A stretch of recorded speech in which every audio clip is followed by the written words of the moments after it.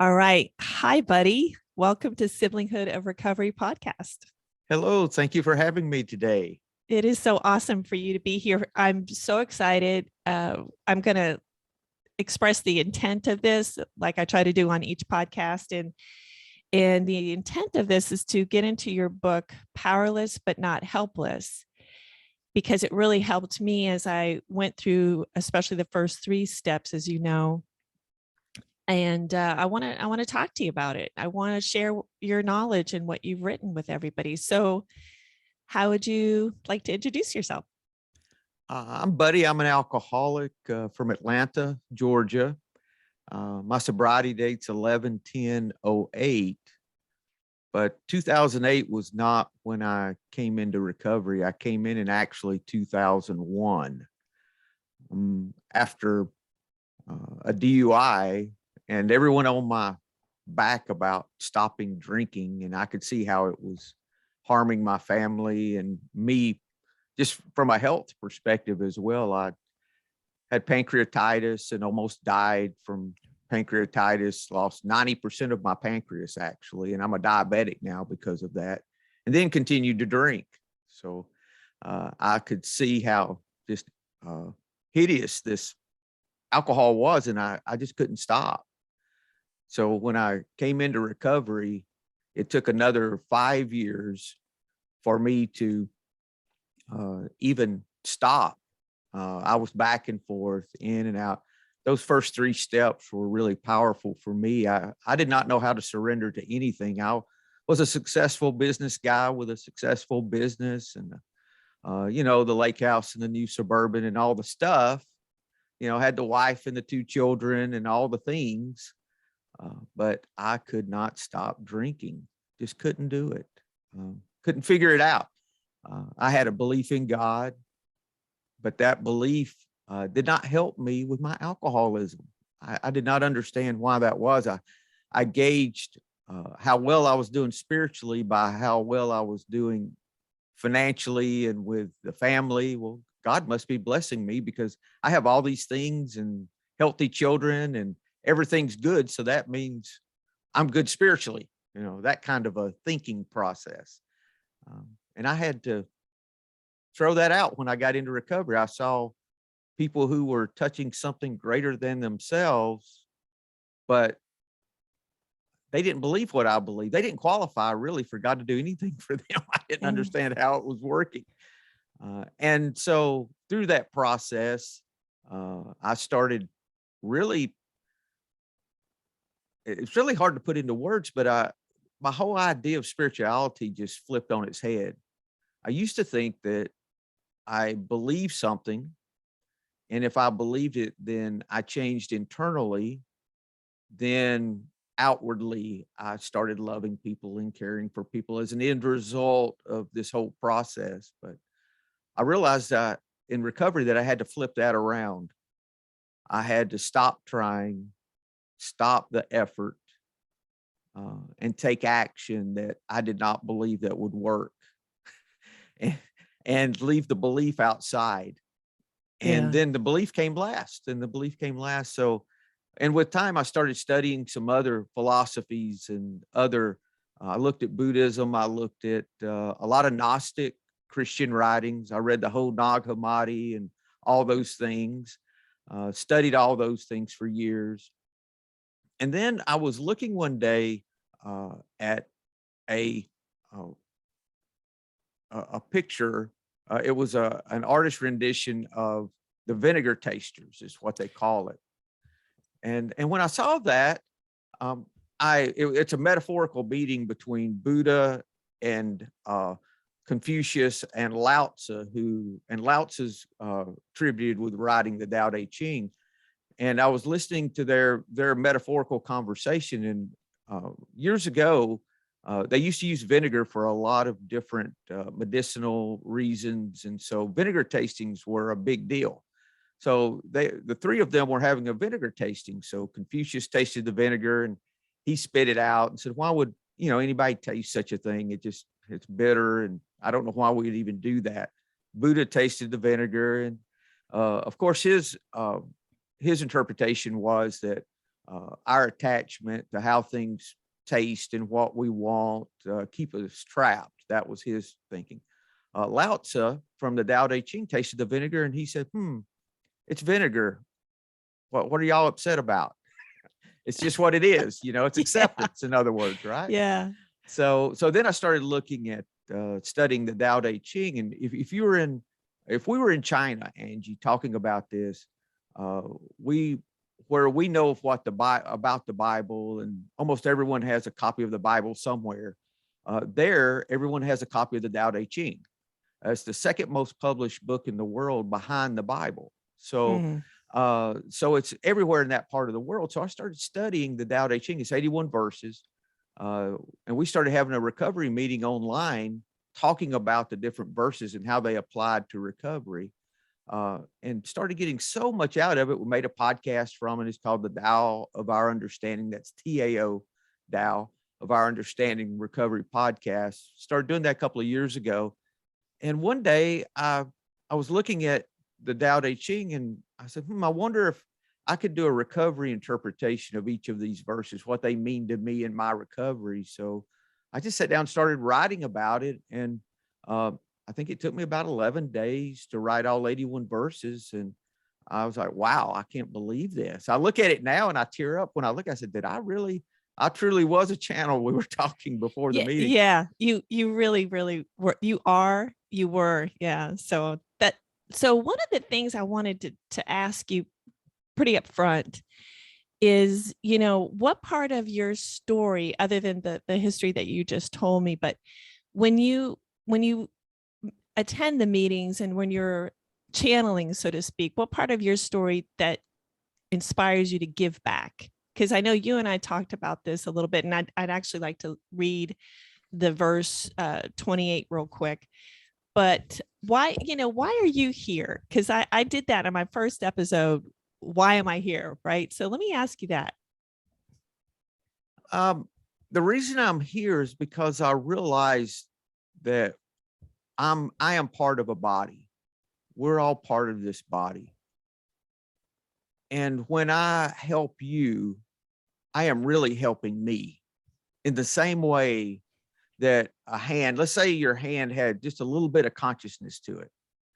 And it was talking to the other hand and said, yesterday there was this glass in front of me and it just appeared from nowhere. I had nothing to do with it coming into my presence. And I just grabbed it and I put it up to this mouth, and this mouth just took this water out of the glass and I felt better. I don't know how that worked, but it just did. I don't understand it, but I feel better. And it's the same way in that, when I help you, it's not as if, I don't think it's as if, God rewards me for me doing something kind for you. I think it's more of, we're all connected in this big body, this big consciousness. And when I help you, I'm really helping me. Yeah, So I gotta say that one of the things I learned from recovery is that and this is also NARM. I talk about this a lot, neural affective relational model, is that right versus wrong. That's not the goal, and this exactly feeds into your, consciousness, the connectivity we have. I know in the chaos in the family, it gets to the point of right and wrongs, you know right. this is what you should do, and that, the shoulda, don't shoulda all over anybody, but um and that is where I kind of got to as well. Is I got so tired of the right and wrongs, and I didn't even realize how exhausted I was in front of it until this recovery process, until I realized, how can I even understand what's right for another person? Because we're so unique, we're so different. And I love that. I love the hand analogy. That's really great because, I drank the water, but I felt better, and I don't know why. I don't know what happened. Yeah. Right. We get all of the hand gets all of its nourishment from the rest of the body. It doesn't Yeah. get its nourishment directly to the hand, and it's so many good things about that teach me that I have to be concerned about you, whether I want to be or not. So I just take the action. It's like in the big book, page 552 talks about resentments, that when we resent someone, we pray for them, whether we believe it's going to work or not. It's just empty words. We do it anyway.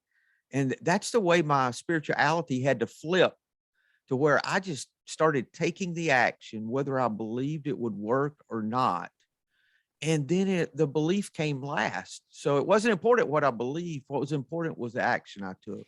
Absolutely. And I realized, actually this happened, I think close to, I know it was last year.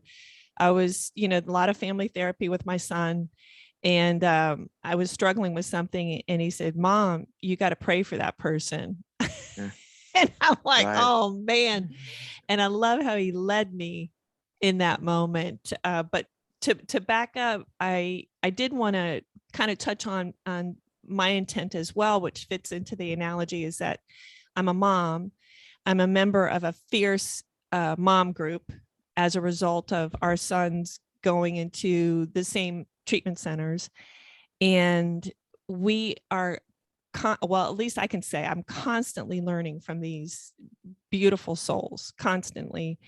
And that hand analogy, again, it goes to the ecosystem of this group, and how one mother's perspective can be, placed. This is the part of Facebook that I do love, is groups like this. Otherwise it can get pretty toxic. But she can post her learning for the day, and it's just a completely different mindset than I would have thought of. And it really leads to that whole sharing of pain, but also beauty, and it's so powerful. But I do want to read this one verse, and then I'm going to ask you your favorite. It's short. This is verse 28, and it's called Become the Channel. And it spoke to me because that was my intent of the podcast. And I'm shocked at how much I've learned from it. But practicing the principles we learn in recovery will bring us back to the ease of childlike dependency. Know those who are virtuous, but serve the disgraceful and shameful. And I highlighted this. I want to point out that I highlighted this because I felt at the time, I felt shame for being a bad mother, for not, why, and I did this recently, why are the treatment center professionals telling me he's safe now? Why couldn't I give my son that safety? Right. So that verse really resonated. And just two more verses. In doing so, we can become a channel of grace for the sick and suffering. And again, that includes myself. And the last verse is, the more we surrender, the more we transform, and the more we can be used. I love that. 4 beautiful verses, and I don't know, buddy. Talk to me about that. It's beautiful. And then your favorite verse, if you'd like. Really, with this verse, the more I surrender, it's just really basic for me. And it's very simple. The more I let go and surrender, the more of use I can be. And it's not any more complicated than that. Yeah. For me, I like to make everything complicated. I want to put all these rules, and I want to formulas. I was the kid that, when I walked up to the pinball machine when I was a kid, I read the instructions first before I played because it was about winning, right? I wanted to get the high score. So I read the instructions. So when I came into recovery, I read the instructions, which were the steps. I was like, oh, okay, I can do those in the afternoon. That's no big deal. And then I can move on to something else. Oh, man. And I hear you. I've been listening to your podcast, and I enjoy it, by the way. And you talk about all these research papers. And I tried to read one, and I was a paragraph in, and I was glossed over already. I said, I can't do this. I'm just going to listen to her talk about it. That's all. I that's funny that you say that, because I do highlight them, but I know there's some people out there like, well, what does it really say? Right. So I know we want this mental understanding of what's going on. And I think the whole point is to learn to let go of that and just be. And it's not, for me, it's not in my understanding, it's in sharing how it's working for me. Yeah. You know, if Yeah. I can share, and God, as we understand God, is in my experience. So when I share how it's working for me, I'm sharing God with you. Yeah. Yeah. You know, and God, that definition of God to me, I have to break it down into love. I really have to break Exactly. it down into love because, you know, the spirituality episode was so short. I am nobody to tell anybody what their spirituality is, what their relationship with their higher power is. And I was so excited to get, well, that one research paper on adolescents of experiencing success through the 12 steps, no matter how they define their higher power. And that to me kind of led into this conversation because you're taking a process that's completely, you know, foreign, literally. It's overseas, right? And applying it to the 12 steps born here. And I got to ask you something. So I look at the history of the 12 steps, and there's a connection to Oxford. Yes, the Oxford groups. Yeah. Can you educate me on that a bit? Sure. AA started as, well, it was started by Christians. So if spirituality was involved, it would come from a Christian perspective. Yeah. That's just bottom line. Now, the Oxford groups were where the original steps were started. They have a broken down version of that that's just a few steps, but are basically what the 12 steps are. And there was a big conflict when they were writing the big Yes. book about, you know, it originally said, pray to God on your knees, you know, all these things that were very Christian. And there Yeah. were several members that really fought to keep that from sounding so Christian.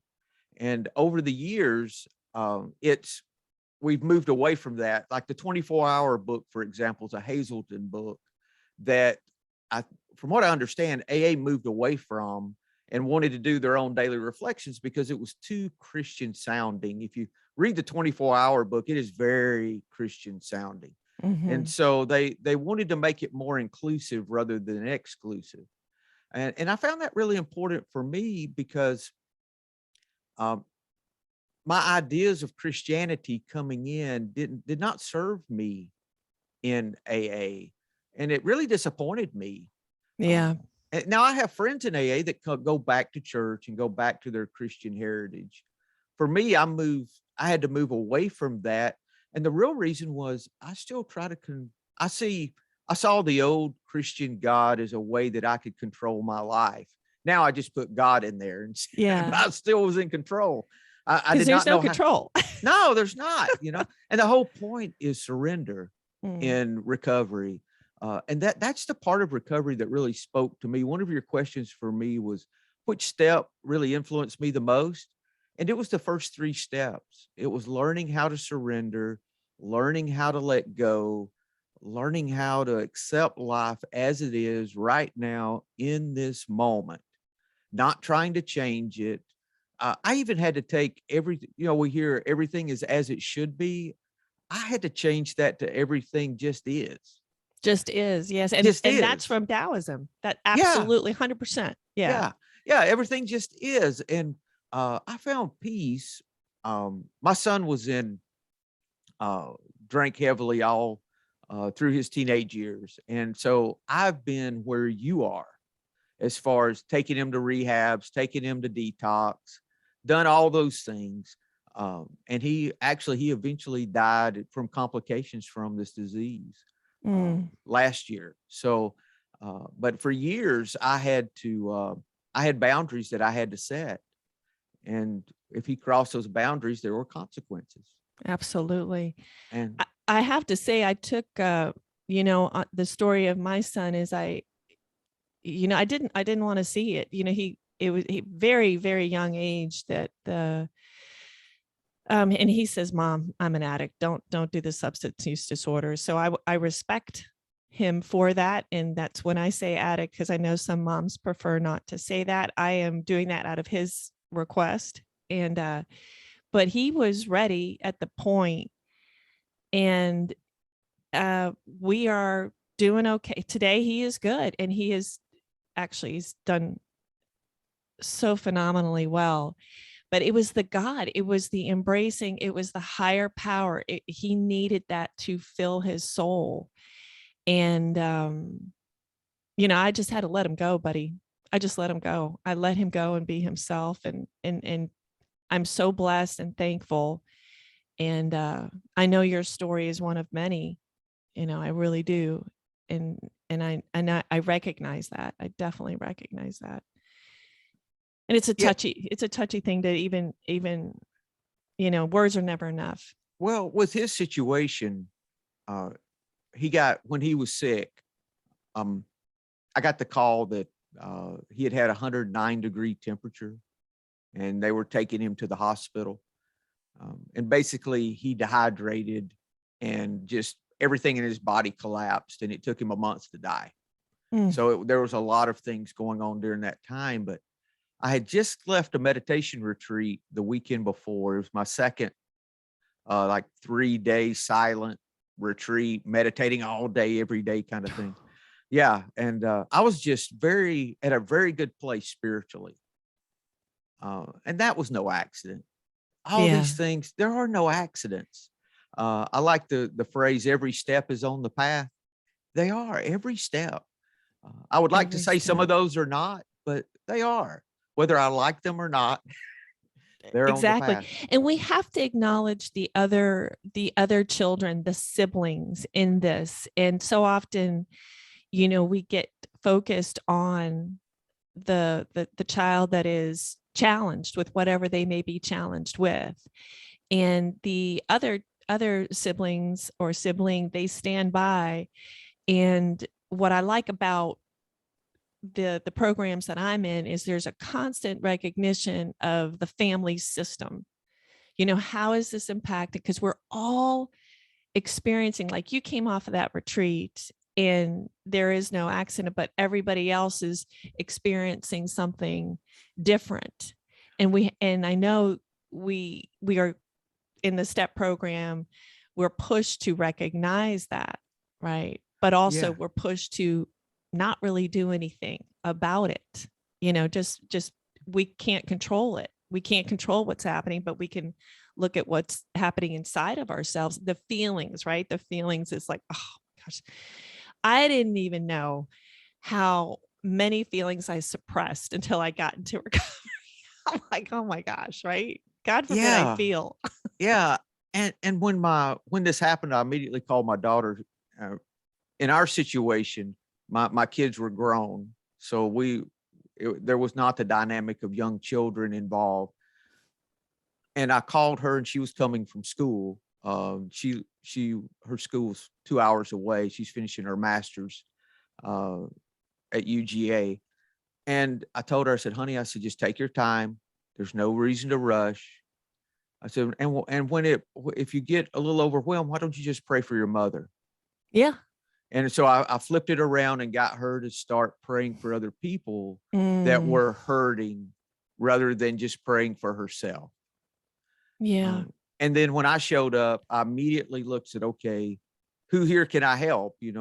Let's get some coffee for this person. Let's send out and get stuff for how can I make everyone else as comfortable as I can while we're going through this process? Yeah. So that's what I learned to do. And after he was transferred to another hospital where he stayed for the remainder of the time, and they had him somewhat stabilized, I came home and just sat with this for a couple of hours.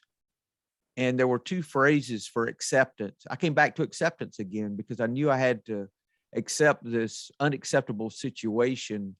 Doesn't mean I approve of it, but I had to just get to the point to where I could accept it as it was, because I still was denying it was even happening, because it Yeah. made no sense. You had a 8-month-old child, and all these things, and so I said, okay, I used 2 phrases. There's one, thank you for everything. I have no complaint whatsoever. It's a Buddhist phrase. It's from a story of, I'll tell really quick. Sono Absolutely. was a teacher. She was a Buddhist teacher, and a guy came to her and said, everyone makes me angry and I don't know what to do about it. What do I do? And she said, well, every time anything happens, good or bad, talking about labeling stuff, good, bad, no matter what, just say, thank you for everything. I have no complaint whatsoever. He said, okay, I'll do that. So for a whole year, he did that. He came back to her and said, listen, what you told me to do didn't work. Everyone still makes me angry. And I've done exactly what you said for a whole year. And she said, thank you for everything. I have no complaint whatsoever. And the light bulb went off that it wasn't about them. It was about changing him. Mm, And so he said, yes. I get it. I get it. So I used that. And then I used a second phrase, and it's, I would not change blank even if I could. I've seen that. And so I use those two phrases. Thank you for everything. I have no, and my head is just screaming because of course I would change this if I could, you know, Yeah. of course I'm not thankful for this, but I sat there with that for 2 hours, just those two things. I would not change Max's medical condition, even if I could. Mm-hmm. I would not change Max. And I just got over and over. And like that 552 we talked about, at first I meant none of it. It was like I meant the opposite, but I Hollow. It did was it a hollow anyway. practice. Very hollow. But after 2 hours of sitting with that, Angie, I started getting some acceptance. But even with that hollow, every time I said it, I felt a little more peace, a little more at ease, just a little more. And over the course of a couple of hours of just sitting with that and doing that over and over and over, I got to a place of peace, not approval, but of real peace about the situation. Now I had to keep coming back to that over the course of the next month, and we had all kinds of issues. We knew he wouldn't want to live with um, brain damage, and so his mother agreed to turn off life support if we found conclusively he had brain damage. They found conclusively he had brain damage, but she still wouldn't do it. She just couldn't make the decision. It was just so hard. It's And hard. eventually his body gave out, which I was, and there was a lot of little elements involved there, but that's the extent of it. But Yeah. I can find acceptance though in unacceptable situations now. Never had those tools before. I do want to go back. If the listener wants to look up, can you spell Sono, you said? Yeah, Sono is her Okay. name. All right. Yes, ma'am. That's easy to find. Okay. And But then I also want to ask you, the meditation, because you told your original story about going from, the typical, what we used to call yuppies, but the and that shows you how old we are. yeah, But yeah, the steady up the ladder and acquiring things. And how do you go from that to meditating? How did you learn to meditate? when I was sober 8 years or so, um, yeah, it was in 16. So 7.5 years or so sober. One day I said, I think I need to start meditating, because my spiritual practice at first was reading the daily reflections, saying the Lord's Prayer, and about 2 minutes of prayer, and I was done. That was my daily practice, like 5 minutes, 10 minutes at most, right? So over the course of the years, that evolved and changed. But at some point, uh, I was looking, I said, I think I need to start meditating. So I started looking at online for different things about meditation.